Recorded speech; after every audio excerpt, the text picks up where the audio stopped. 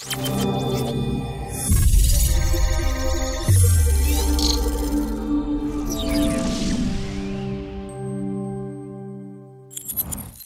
guys, welcome again to Earn Money at Home Worldwide, and right now we will have another video presentation, and this is a follow-up video para sa copy trading natin dito sa Tickmill. Ngayon, paano ba mag-copy trading sa Tickmill? Pinaliwanag na natin yan last time sa video na ito, pero i-recap lang natin yung simple at madaling paraan para mag-copy trade. Pero ito, sa video na to, didiscuss natin paano ba tayo o sino ba ang pipiliin natin i-copy trade dito sa Tickmill.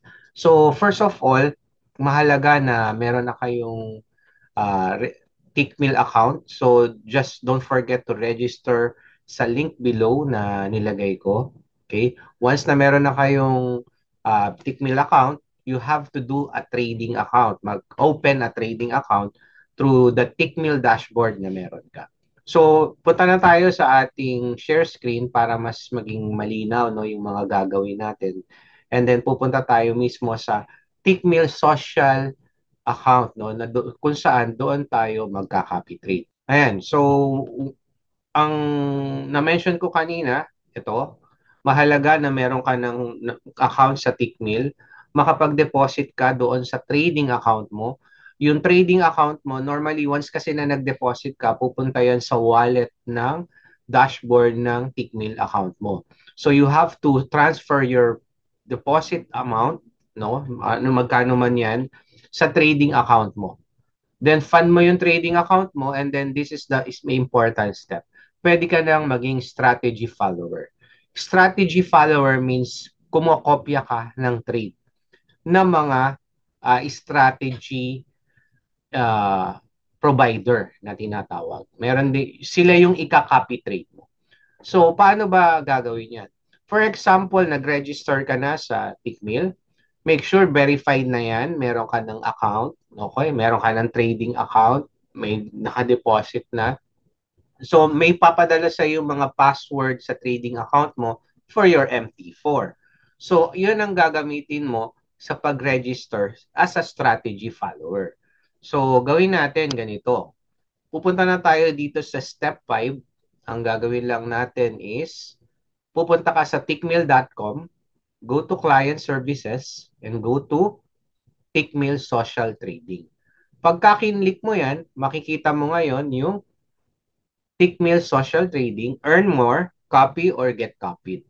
So become a follower or become a strategy provider. So kung trader ka, gusto mong i-copy ka ng iba, you can become a strategy provider. Okay, so ngayon pag-uusapan natin paano ka magiging follower. Pero ang tanong, no, sino ang ikakopy mo muna? Kapag pumunta ka dito sa ating Tickmill Social Trading website, makikita mo kaagad kung sino yung top 1, normally, ascending by rating, order by rating yan. Okay? Order by rating, and then ascending tayo. Ibig sabihin, sila yung yung mga nasa unahan nito, sila yung mga malalaki na yung mga naging equity and income.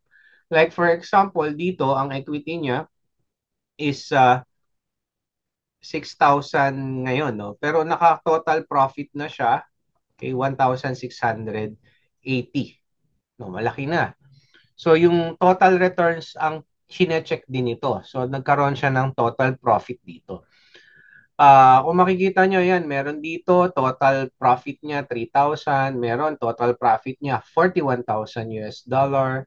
Okay, meron dito, total profit niya 4,000, etc. Ngayon, paano mo ba makikita na magandang i-follow siya? Ang isa sa personally na tinitingnan ko, gaano ba ang drawdown niya kapag ka nagte-trade? For the newbies, ano po ba yung drawdown?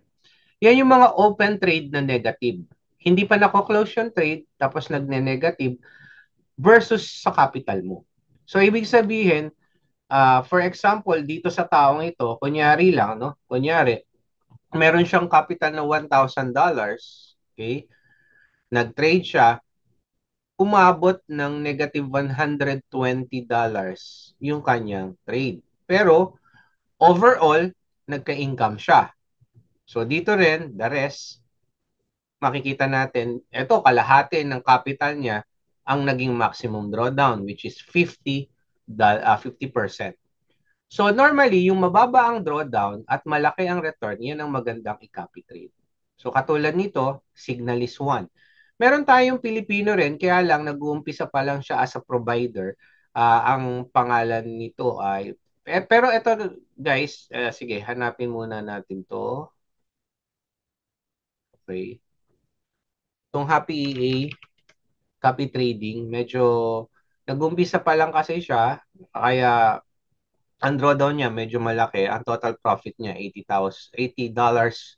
So kung tutusin natin, from 1,000, kumita na siya ng $80. Not bad. Okay, meron siyang 30% performance fee. Ibig sabihin ng performance fee, yan yung profit sharing. Halimbawa, nag-copy trade ka, kumita ka ng $100, yung $30 pupunta sa kanya. Yung $70 sa'yo.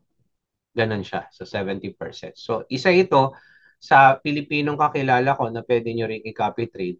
Ah, hindi pa niya, kung makikita niya, hindi pa niya pinopromote to kasi personally nakausap ko siya. Gusto mo niya nang pagandahin yung performance ng EA niya for copy trading. Okay? Pero it's up to you. Recommended ko pa rin siya. Although, baka makita nyo, medyo mataas ang drawdown. Parang ito yung nag-dump nung nakaraan. Anyhow, inintroduce ko lang sa inyo ito, tong Happy EA na to. Now, balik tayo dito sa ating copy traders, top traders.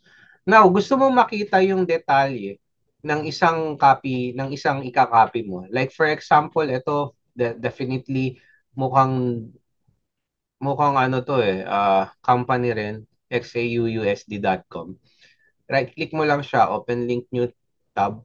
Makikita mo ang buong medyo ayan, yung buong details niya. So ngayon wala siyang floating, may deposit siya, nag-withdraw na siya ng 12,000, followers niya, dalawa. Okay, so ayan, makikita mo ngayon yung returns niya. So ito rin, halimbawa, itong kanina, si Signalis, may siya na isa sa maraming followers, naka 70 na siya. Ayan. And then, meron siyang automated forex manual trading siya sa stocks. Is a combination, no? Combination siya. Pero maganda yung drawdown niya. So, equity niya is 9. Pwede niyo siyang i-copy. So, paano ngayon tayo magka-copy?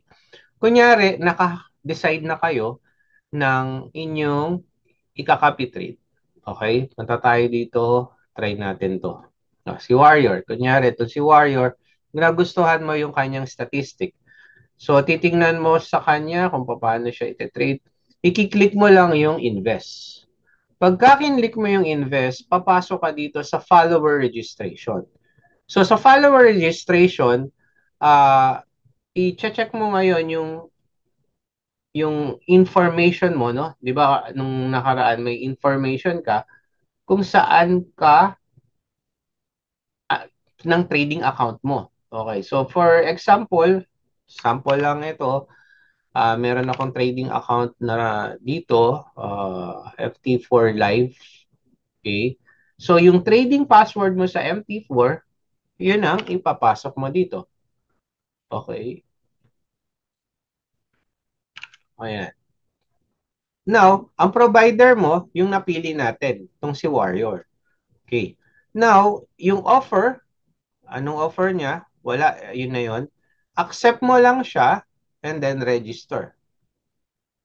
Magiging, hintayin natin na makapasok. Tama ba tayo? Double check lang natin kung may mali dito. So, check natin. Palitan natin to.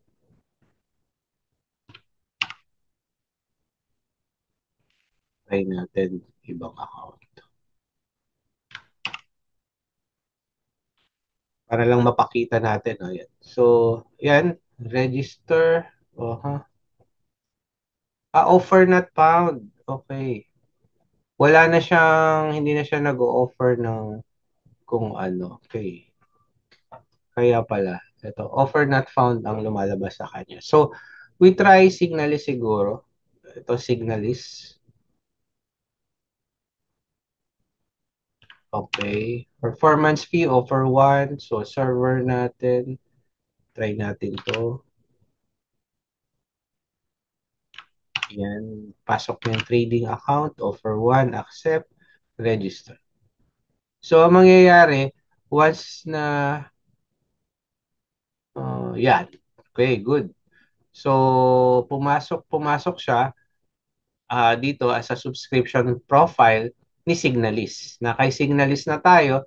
And then, ito, auto-auto mo lang lahat. Halimbawa, volume scaling, auto. Pwede mo ring i-edit yan. Halimbawa, kung magkano lang ang minimum lots na gusto mo, then maximum lots mo. So, normally, for example, 0.01 and then 0.02. Tingnan natin kung magsa-save changes. Pagka mali naman yan, hindi siya mag-save changes. Ano? So, yan. Uh, then, pwede yung subscription strategy. Pinakamaganda dito, auto-scale lang. Then, so on and so forth. Pwede ka mag-create ng threshold. It's up to you. O unsubscribe, keep. Yan yung mga risk management dyan. Pero ako, inahayaan ko lang yan. Now, once na okay ka na, make sure lang na yung state niya is active. Okay, copy new position, activate. Ngayon, para maging active yung subscription, you have to click activate. Then, provider, copy mo or ignore. Ibig sabihin, meron na siyang existing na trade. Gusto mo yung i-copy, pwede mo yung i-copy lang. Kung gusto mo yung ignore, iintayin mo lang yung mga bagong trade niya, ignore mo siya. Okay? So, it's up to you. So, ako dito sa copy, activate ko siya. Make sure then merong laman yung yan, yung subscription has been updated. Dito sa right side, lumabas siya. So, whenever there is a new trade from this provider, makakakopy ka. So, ganun lang kasimple to guys. Tandaan nyo na sa tradingsocial.net tayo ng Tickmill. So, from the Tickmill account, number 1, don't forget, punta ka sa client, copy trading. And then, pili ka ng gusto mong i-copy. Okay? Then, click mo lang yung invest. Ganun lang kadali mag-copy trade dito. It's up to you how you discover and explore more about copy trading. Pero ito yung pinaka-basic ng copy trading natin sa Tickmill. So, yung mga provider natin, yung mga pwede nyong i-copy trade, guys, makikita nyo dito.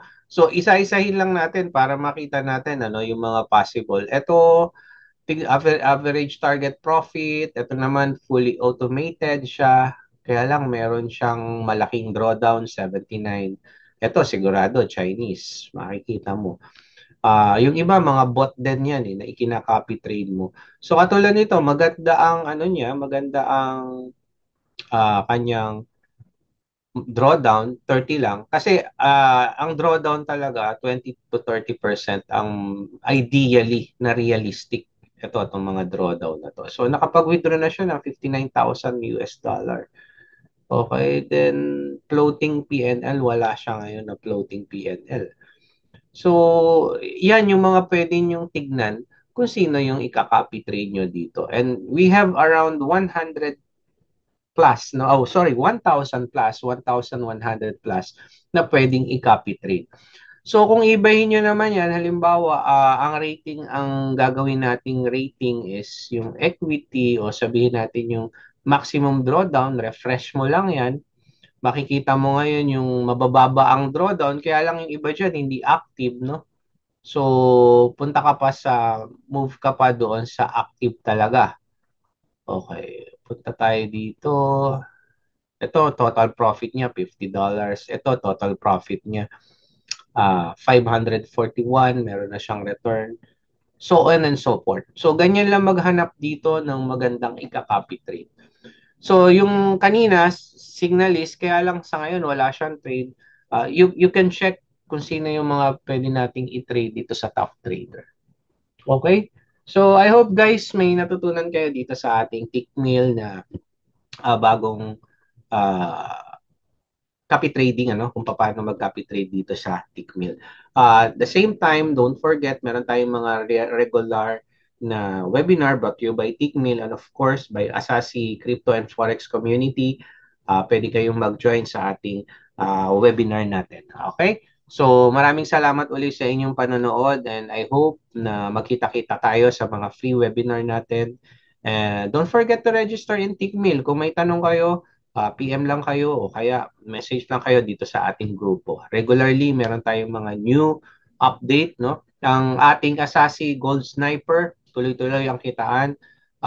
Limited time na lang to, guys. Possible October, mag-stop na ang subscription ng Asasi Gold Sniper since magpo-focus na kami sa Gold Sniper pa rin, no? Pero this will be PAM, no?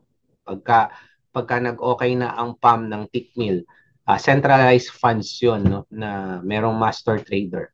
So, ipapaliwanag natin yan sa mga susunod na video. So, again, thank you for watching here in Earn Money at Home Worldwide.